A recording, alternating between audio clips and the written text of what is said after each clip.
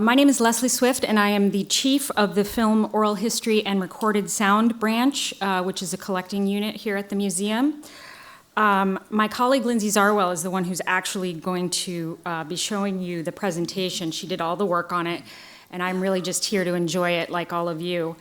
I will say I was involved in the acquisition of several of the films that you're going to see clips from today.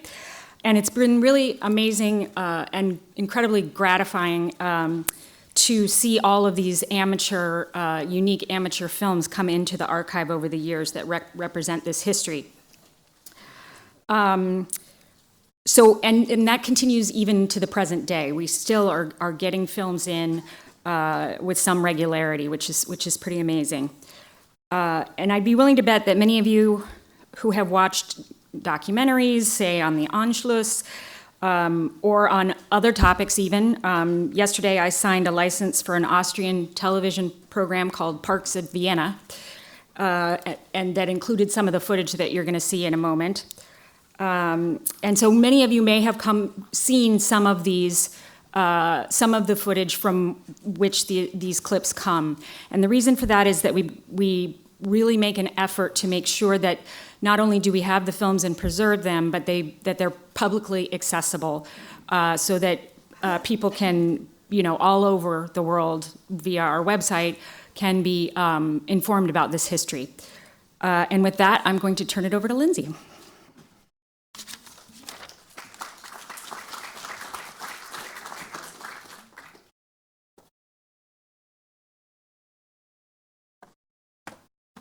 Okay, welcome back, everybody. Thanks, Leslie. Thanks, Betsy. Okay, so it's really a pleasure for me to be here today to talk about the museum's collections of home movies. That is documentation on film by men and women with handheld private movie cameras. Both in black and white and in color, these personal movies are powerful not only because of their historical significance, but also because they captivate our gaze. In today's Netflix era, watching them can send an archivist into an hours-long binge session. The Spielberg Archive at the United States Holocaust Memorial Museum now holds one of the premier collections of home movies in the world. That's over 155 collections, many of which were acquired in just the past 5 years. There are films, for example, that are shot by Jewish immigrants to the United States during visits to hometowns in Europe, capturing people and locations that almost certainly would not exist in the visual record if it were not for the moving images created by these proud new Americans. There are also several films which are shot by American soldiers who brought their cameras with them to concentration camps and other liberated areas of Europe. These collections serve as an interesting complement and point of comparison to official films, mainly shot by the United States Army Signal Corps, that have been so widely used in the post-war years and have defined how the Holocaust is visualized in our collective imagination. Our archive also contains several home movies that expand the view into what ordinary life looked like for average Germans and how far the Nazi Party reached into the fabric of their daily existence. So you might ask, why are home movies so special? Because they tell an individual story, which can especially resonate with viewers when the larger history of the Holocaust can seem overwhelming and monolithic. According to archivist luminary Rick Prelinger, small gauge cameras were almost everywhere and witnessed almost everything. Cameras, extensions of hands and eyes, made fluid and often intimate records of daily life. Almost every film is unique and unduplicated. You don't know the people on the screen, but they are somehow familiar. Their work, their vacations, their celebrations, their everyday comings and goings familiar to anyone acquainted with life in the 20th century. Amateur films play an important role in shaping our sense of the past and our vision of the future. Robert Gessner was the founder of the Cinema Studies program at NYU and the first president of the Society of Cinematologists. From what his private films show, not only did Robert Gessner love cinema, he loved seeing the world. These beautiful 16 millimeter black and white films, along with 100 photographs, are the product of a personal quest to document European Jews in the face of rising anti-Semitism in 1934. At the age of 26, Gessner secured transit visas for journey in Europe, Russia, and the Middle East. He arrived in Southampton, England on July 11, 1934, and traveled for months studying and documenting Jewish communities across the world to, quote, examine the storm, the clouds of which were already gathering over America. That's Robert Gessner right there. Quote, under my berth, I had a folding tripod and a small motion picture camera, a high-precision camera that took postage stamp pictures which could be blown up into posters, my typewriter, and suitcases full of films and books and clothes. I set out alone, seeking the songs of exile, the Hebrew melodies of pain, hope, ecstasy, remorse. I was going to see people I had read about but actually knew little about. Much of the footage was severely compromised, which you can see pretty evidently here, badly shrunken, emitting significant signs of vinegar syndrome, and nearly fused together when we received the collection from Gessner's son in 2014. Preservation was completed at Color Lab, who carefully unwound the films off projection rails by hand, undertook a replasticization process that lasted for several months, and digitized the frames. So in this compilation of his films, you're seeing these rare images of Jewish life in 1934, here in pre-war Vienna, but also earlier in Paris, and other scenes in Berlin, Warsaw, Minsk, Kiev, and Palestine. Gessner filmed extended scenes with street signs and business names, enabling us to pinpoint exact locations and the fates of Jews who lived and worked in these areas. Other important moments include coverage of several synagogues, which were later destroyed, children at a communist summer camp at a seaside resort outside of Paris, the funeral of Austrian Chancellor Engelbert Dollfuss, who was assassinated by the Nazis, and Jews praying during the holiest day of the year in Minsk. So Gessner returned to the United States in 1935, and with, according to Time magazine, a massive information, a collection of good photographs, a few good anecdotes, no final answer to his problem, but a deep understanding of its international magnitude. A year later, he published a book that was called Some of My Best Friends Are Jews, in which he directly addressed the problem of anti-Semitism and explicitly warned of the Nazi threat. And if any of you would like to read the book, it's upstairs in our library. So we don't know if Gessner really ever screened his films to a public or even returned to the subject of Jews after he published that book. But his films really give us a chance to witness daily life in Jewish communities in 1934. The Jewish population of Austria was about 200,000, or 4% of the population in 1938, and many lived in Vienna. Here is scenes of Bobby Tenenbaum at the age of 2 in Volksgarten in Vienna with his mother Erna. This is November 1937.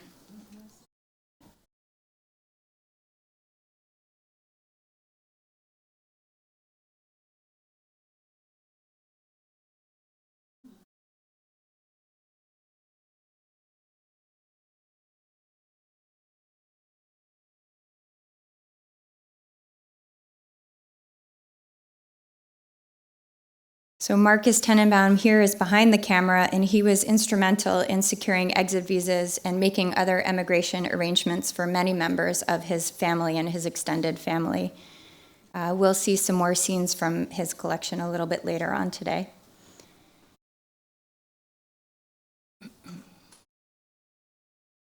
Oops. All right. So here are scenes from the Shore family. They had lived in Vienna from 1914 until June 10th, 1938, when they left for London. Dr. Max Shore was a psychoanalyst and Freud's personal physician. His wife, Helen Krauss Shore, was also a doctor. They had married in 1930 and had 2 children, Peter and Ava.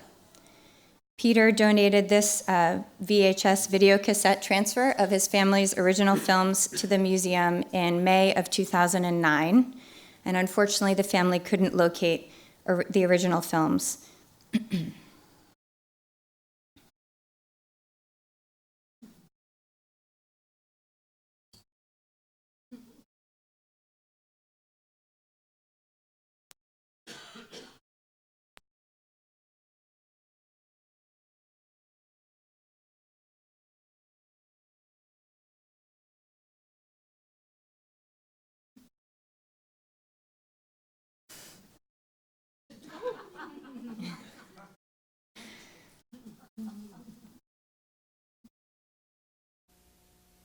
And here is Peter Shore dressed for winter with a lunchbox hanging from his neck.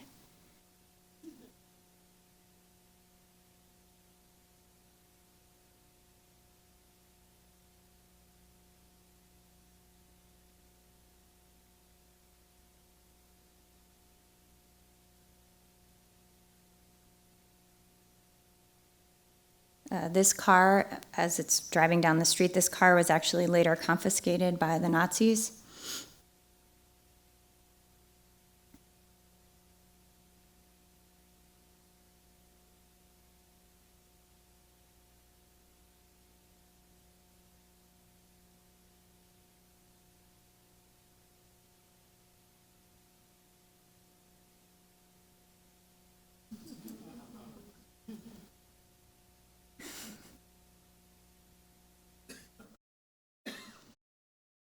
So during the spring of 1939, the Shore family was able to move along onto New York. So we quite explicitly collect amateur films such as these really in order to reunite the unique and particular stories of Jews with the images that they themselves filmed. Home movies serve as an important counterpoint to a universalized depiction of the Jew in film footage. By preserving and promoting projections of life, we are able to return some individuality to those from whom the Nazis took away our clothes, our shoes, our hair, even our name. This is our newest acquisition about Jewish life in Austria, and it comes from Lizzy Kessler, who was an expert leather designer and worker, a professional gourmet and diet chef. I don't know how those two go together, but a furniture designer and a film hobbyist. She was very active in the Amateur Cinema Club in Vienna, and her films demonstrate the use of experimental techniques and special effects.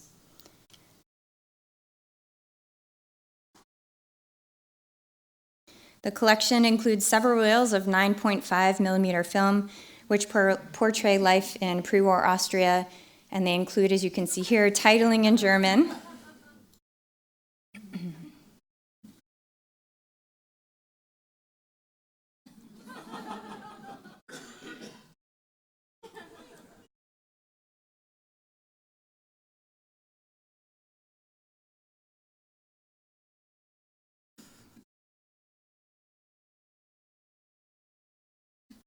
And they mainly feature her son, Hans Otto Kessler, who was born in 1928, as well as the family pets.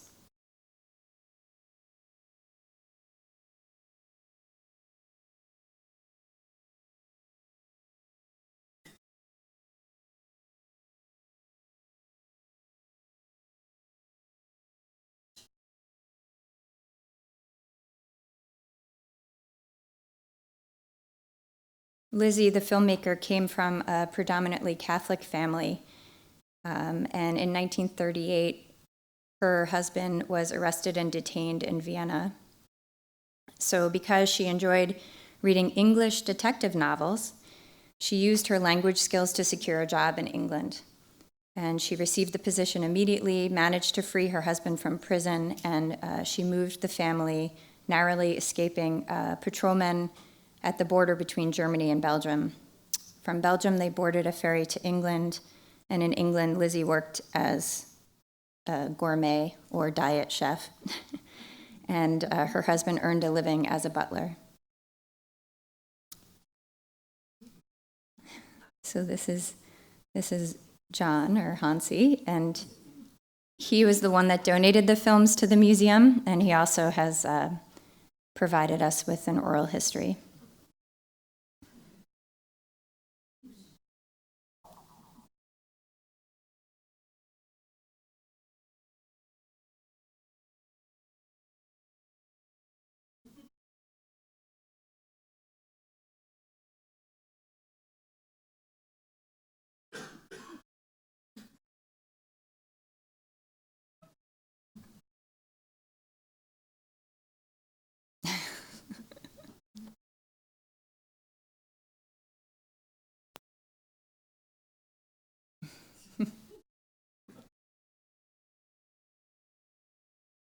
Okay, so moving onward, I'm going to introduce you to a prominent Austrian family with a sampling of nearly 20 reels of 16 millimeter film that date from 1936 to 1943, also taken by a woman, Ellen Maxi Regenstreif-Illich, who you see here with the camera.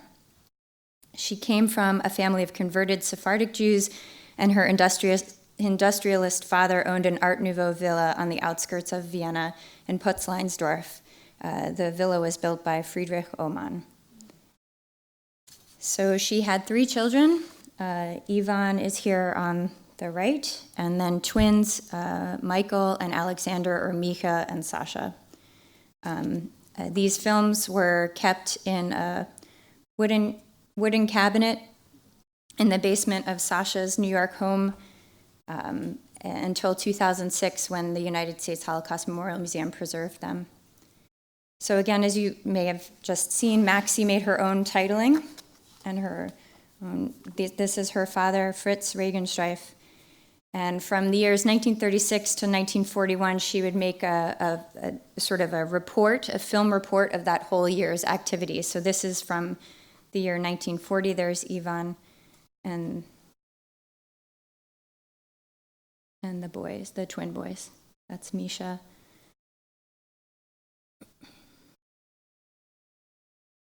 And that's Sasha.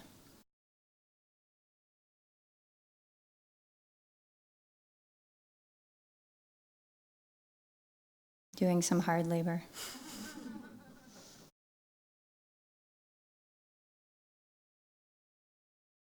That's Maxi.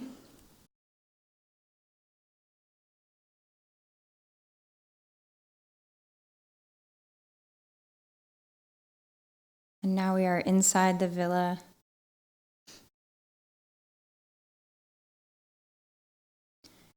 So it's interesting to see this kind of filming, because usually interior scenes would require a lot of additional lighting, and it was rather unusual for this time period to have some interior shots. The boys singing with their piano teacher, Olga.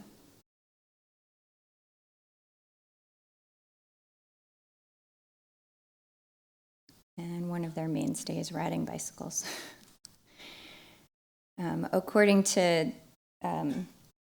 Sasha's daughter, who is the donor of the films, this was filmed on April 21st, 1940, which was actually Maxi's birthday.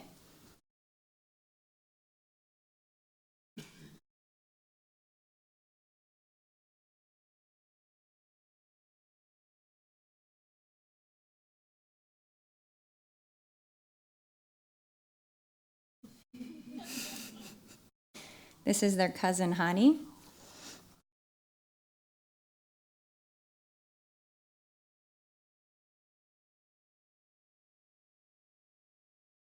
And we've now shifted to color film, probably for Fritz here to show off his blooming trees.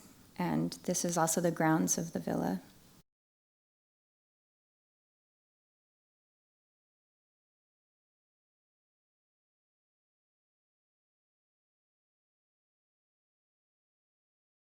So this is a religious procession for Corpus Christi. The twin boys are actually holding the banners up here. And they've had to stop the procession for this Hitler Youth to march by.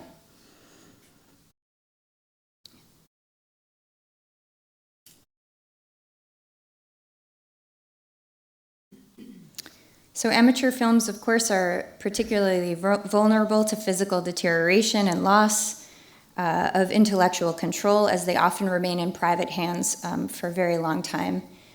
Some films arrive at USHMM in very poor shape and they're shrunken, but we immediately conserve the source material, properly rehouse the films and store them in climatized vaults, and digitize the contents in order to preserve the items for perpetuity.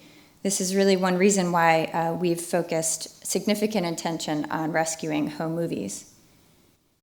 So films, of course, by outsiders, in this case, American non-Jews, also shed light on the experiences of living in Nazi Vienna. These are films taken by Ross Baker, who was a chemistry professor on sabbatical at the University of Vienna. Here we are, probably on March 11th.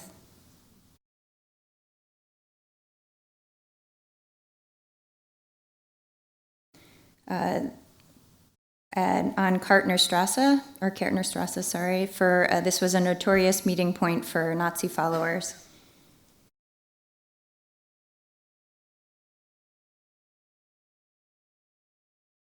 So the Bakers were in Vienna and captured 2 reels of 16 millimeter film, which is nearly 30 minutes, of very rare scenes showing the immediate outburst of anti-Semitism.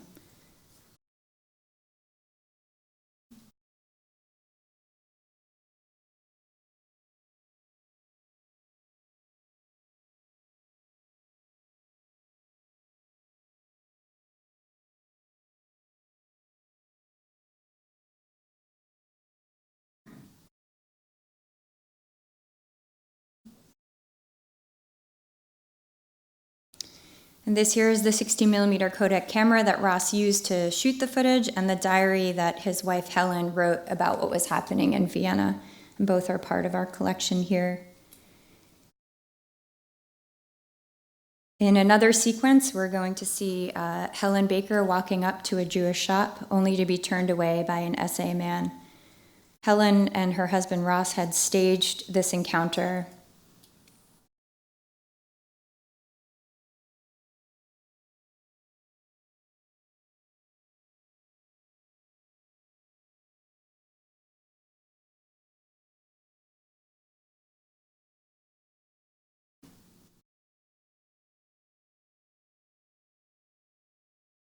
And she writes about it on May 1st, 1938. Before the election, the drive against the Jews was bad, but as soon as the vote was in, they really began to put the screws on. On the last Saturday that we were there, a Nazi was stationed in front of every Jewish store to prevent Aryans going in. We ran several experiments, knowing that as Americans, we could go wherever we chose. They stopped us, asked us if we were Aryans, and then informed us that it was a Jewish store. With one exception, it was sufficient to say that we were foreigners. But this man was downright mean and threatened to arrest me. So new film scanning technology and digital tools have really revolutionized the archive. For example, we can now capture data from the analog film itself, including the material outside the frame, over the sprocket holes on the left and the right, and as well as the frame divider lines. And as you can see in this image, if we were just to go inside the sprocket holes, you would lose a lot of the image on the left, sort of half of the man's face, if you can see. Such tools really become critical when examining this amateur film of street scrubbing, which was uncovered in the vaults of the Austrian Film Museum.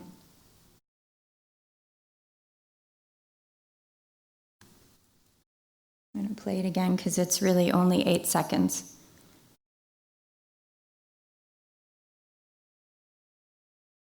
So as you are all aware, anti-Semitism was really already well established in Austria in 1938, and much of the violence and public humiliation perpetrated on the Jews in the days and weeks immediately following the Nazi takeover was committed by Austrians against their own countrymen and women. And so here in this scene, seeing people being forced to publicly remove anti-Nazi propaganda from the streets, which, by the way, we don't have any other film evidence of. If we had taken an earlier transfer of this footage according to television standards, you it was unclear what the role of the young woman is here. It's unclear if she is a victim, a bystander, a perpetrator. What is she holding? It's unclear. But when we do an overscan, you can see the sprocket holes now are in the middle of the frame, which is called an open gate scan. And a really close examination of only 4 frames of film, we can identify what she's holding as a broom. So she is one of the victims of the Nazi mob, and if you look closely, you can see she is in front of SA men who are holding hands around her.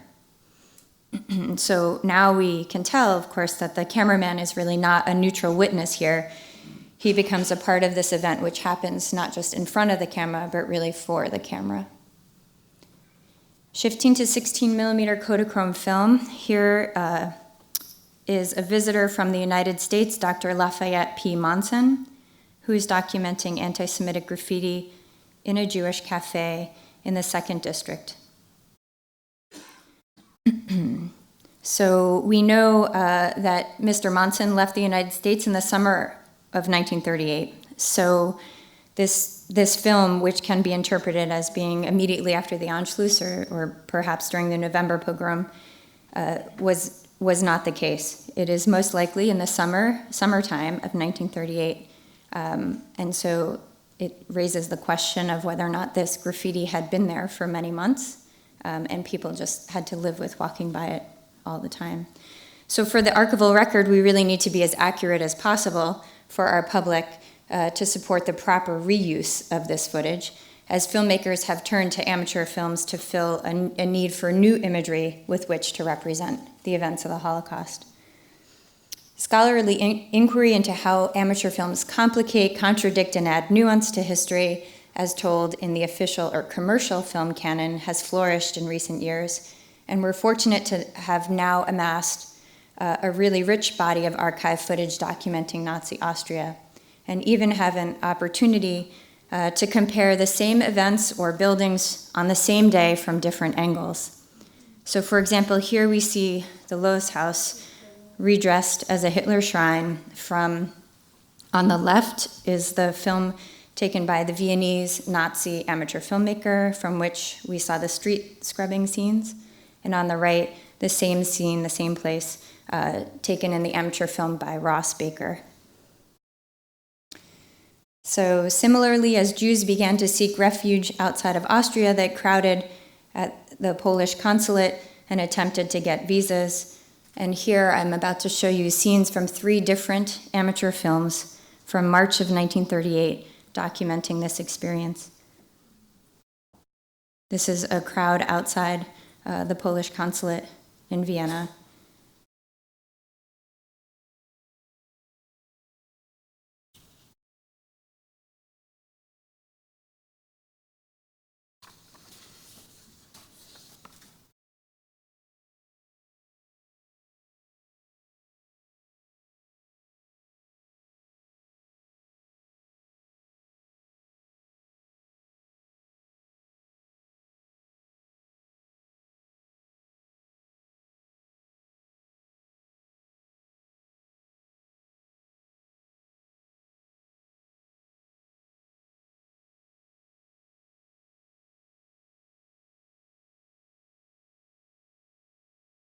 And another scene from the Austrian Nazi.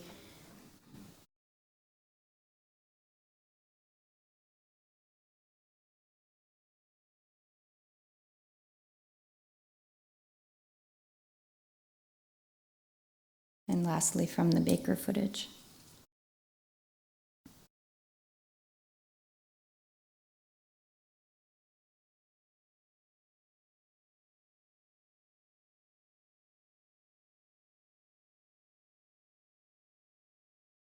So I'm returning now to Maxie's films.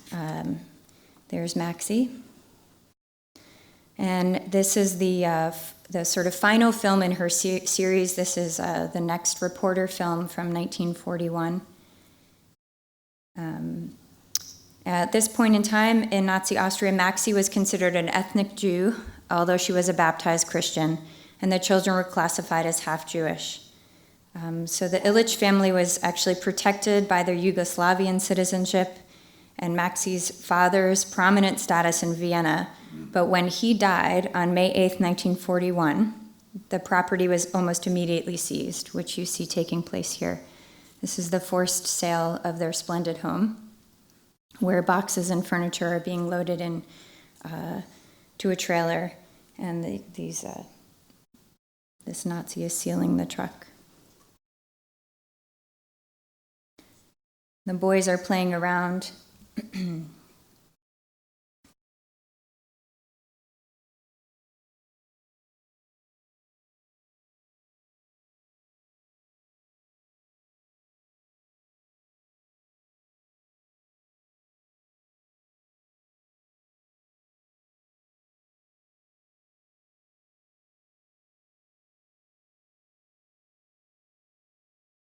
And here, this is a cityscape of Vienna from the terrace on their villa grounds. This is their final day at the villa. So they're having their last supper together. That's their butler, their house manager, who was also like a father to the boys. And here they are waving goodbye on the bed of a different moving truck that was filled with their own personal luggage. The family had at this point moved into a pension after the forced sale of their villa, and later went through Split to Florence, Italy, and then eventually to the United States. Here the boys are actually handing the key to the villa over to a Nazi. This is Maxi and the boys after the war. Of course, many Austrian Jews were also desperately seeking to leave the country, and of course there were few places of refuge open to them.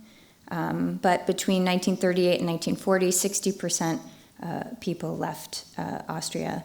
So, for example, the Frieder brothers, who were from Cincinnati, Ohio, and made their fortune in cigars, which they manufactured in the Philippines, worked with the JDC and other influential individuals to arrange transportation and visas for nearly 1,300 German and Austrian Jews who had possessed skills in 14 occupations, and one of them was cigar manufacturing. So what you're seeing here is a Purim party, March 24th, 1940, in Manila, with children and families, refugee families.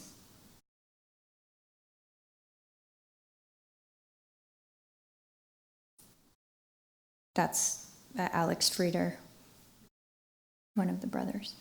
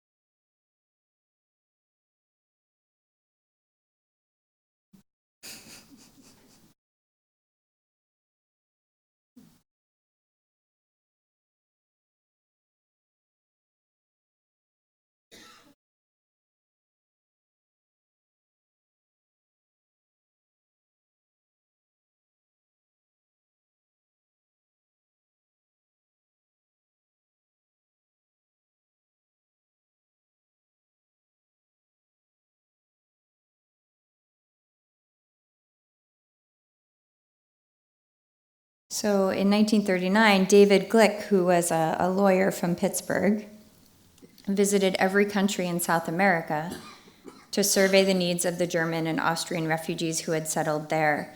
And he brought with him a 16-millimeter camera. This in the foreground are trunks of belongings of the German and Austrian Jews who were immigrating to the country to escape Nazi persecution. Here are some refugees.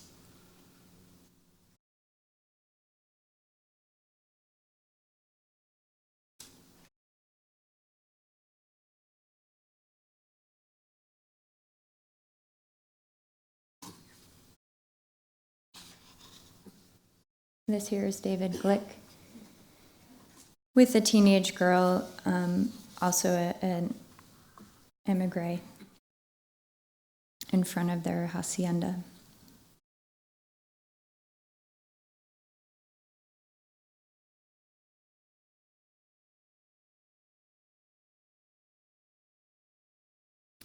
Okay, and so now I'm returning to the Tenenbaum family. This here is Bobby with his mother Erna and another child, who are now on board the Queen Mary, headed for the United States in March of 1939.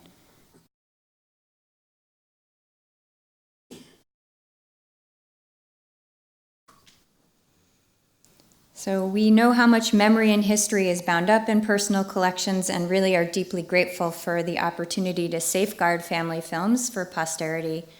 The Holocaust Museum is deeply committed to innovating and ensuring archival access to all people around the world. And nearly all of our archive films are fully discoverable through the museum's online collection search catalog. Researchers such as scholars, filmmakers, teachers, families, and students examine films in this digital sphere where the historic footage is comprehensively described and viewable. So this catalog also provides a gateway to millions of documents, objects, photographs, testimonies, sound recordings, and publications about the Holocaust experiences. We launched our first web-based catalog for public access to Holocaust film footage in 2006 with streaming video and contextual metadata. And today, we serve over 1,300 researcher requests for film footage per year. We deliver several thousand video files for their projects.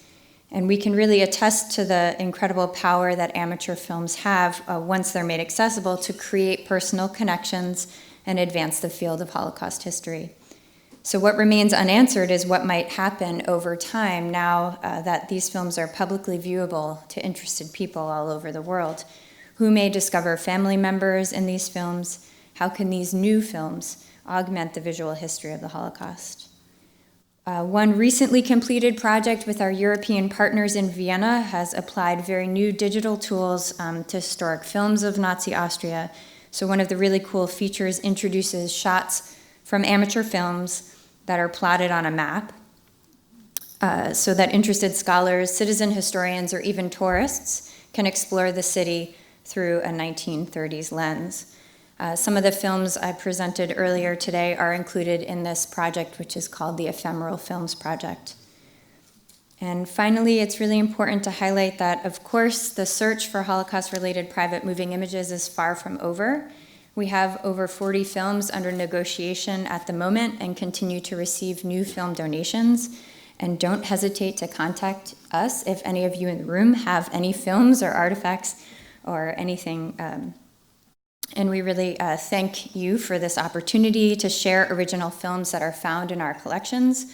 The cameramen and camera women featured today are amateurs, ordinary people like you and me, and we're proud to honor them with this presentation. And from there, we'll take Leslie will come back up and we'll take some questions if you have any.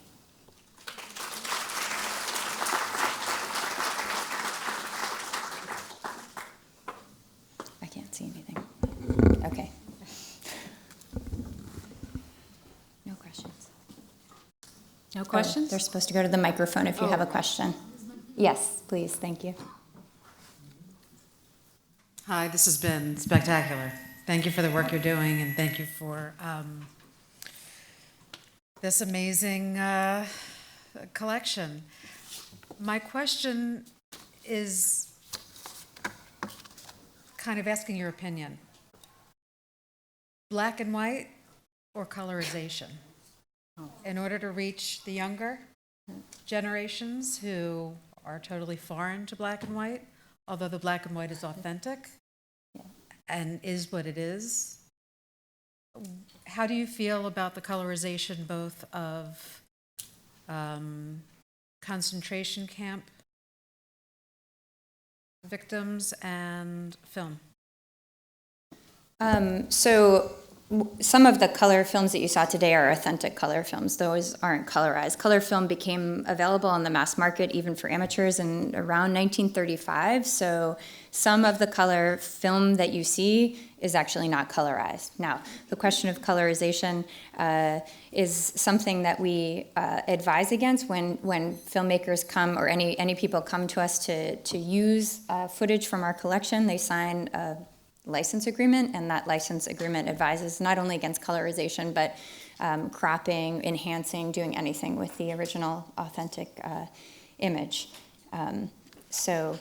I have my own personal opinions about colorization, but I think I would encourage you also to see this, if you haven't seen it already, this film by Peter Jackson on World War I, in which he actively uses colorization of World War I footage. So I forget the name of it. Yeah, I forget. Yes, I'm Paul Schatzberg. My question is, how do you compare your work with that of the now very famous documentary Shoah? Well, funny you should mention that. Actually, included within our archive, more for historical reasons than not, are all of the outtakes from Claude Lanzmann's film Shoah. So when it has to do with Vienna, for example, we have an 11-hour interview that he did in 1978 with Benjamin Mermelstein, which he did not use 1 second of in Shoah, as you'll know if you saw the film. So I wouldn't compare it, really. They're two very different things, and he had a very famous attitude about not using historical film in his film until the end. He did use it in the Mermelstein film that he did many years later. But we have, I guess we have the best of both worlds because we have both. and that also, those 250 hours or so of outtakes are also available for viewing through the website that Lindsay just showed you. I think anyone?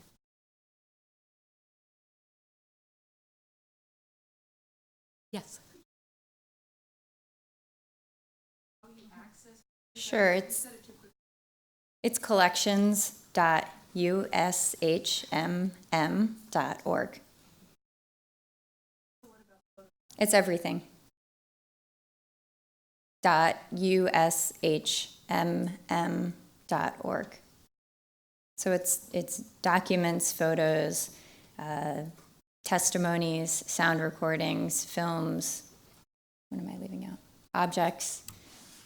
Lots of things. There are many different ways in which you can sort of narrow or filter your search, whether it's based on type of media or topic or location, person, lots of options. Yes? So are you interested only in film, or are We at USHMM are interested in everything. Yeah, everything from the but period, basically. Both of us work in the film archive or the time-based media archive. But you can talk to us. We can put you in touch with the right person to talk to easily. Mm-hmm.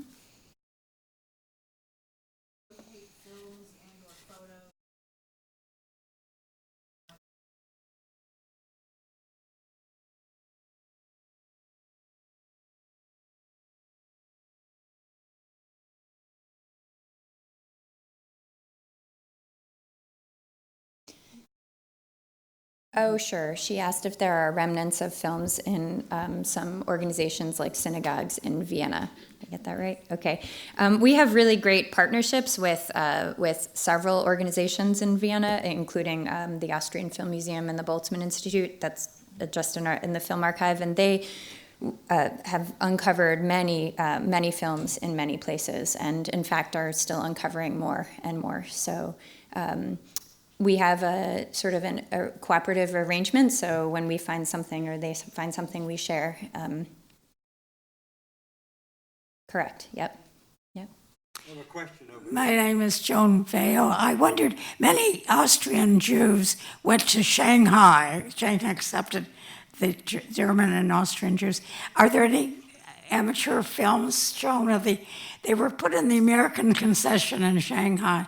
Are there any amateur films of the Austrian Jews in Shanghai? No. I don't, not that I come to mind, there are lots of photos. Film is one of those things that, you know, you had to have a certain amount of disposable income to be able to have a camera and document, you know, photos were a little easier. So films are kind of the rarest thing. There's official coverage Right. of Newsreel. newsreel or- coverage, yeah. for sure. Well, I understand the Austrian Jews set up the cafes there, you know, and had things like back in Vienna. So. Yeah, and there are lots of photos, and those are also on the website. Thank you. Okay, we're moving on to the next session Thank you then. very much. Thank you very much.